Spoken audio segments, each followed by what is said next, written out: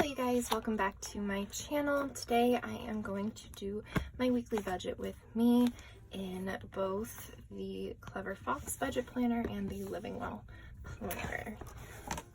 There's so much. I don't know exactly where it is.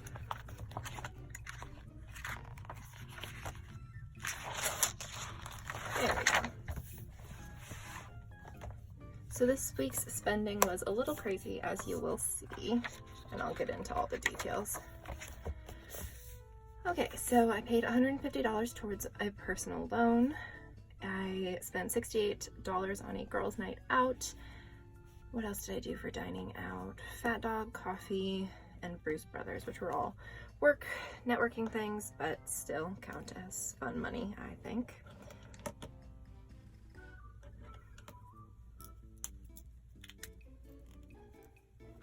So first I'm going to add that up.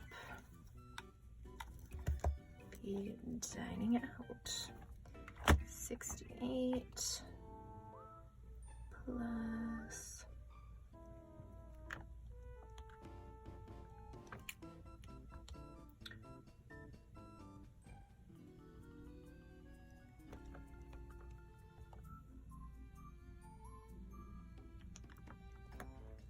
okay, so the dining out total was $151.21, which is not great.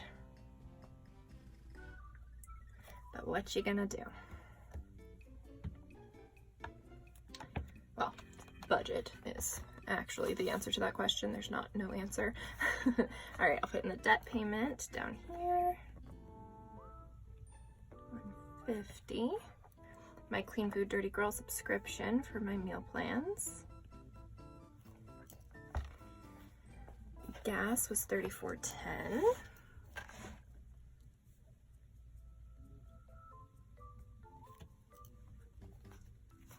All right, and then the groceries.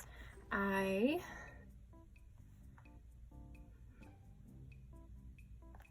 went to Ralph's for $41.53.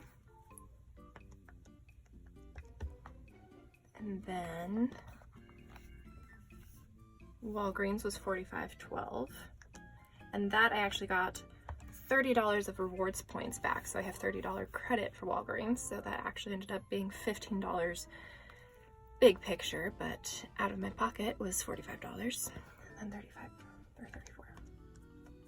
All right, $120.65 for groceries.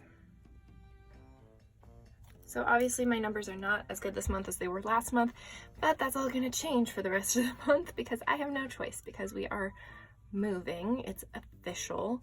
And okay, I just wanna check off the ones that I wrote down already. Dining out, subscription, make sure everything was covered. Yes. Okay. So you'll see here, deposit $1,000, which I don't have $1,000. And here's how that's going to break down because that's part of our payment to move into the building, and we're only going to have to pay for about 13 days of rent at our old place because of the 30 days notice. So I'm going to only have to pay $400 towards that, and that means $400 less that I will have to pay for just out of nowhere because that money is already in my budget. So that was $600 that I had to pay. I had $300 stashed away in a piggy bank. That was the closest thing I had to an emergency fund or a savings for anything. So $300 that I'm going to have to find in my budget for the next couple weeks. So I'm gonna go ahead and see where I'm at. I didn't actually pay for it yet, but I need to get all the money together and get that sorted out. So I wanted to take you guys along on that journey.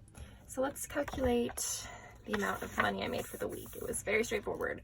$480. She added $8 because I came early one day, so it was $488. So $488 plus the $101 I had left over from last week. I spent the $120.65. Left me with $468. I'll just start rounding at this point on the page at least. $317 minus the $34 for gas, $283.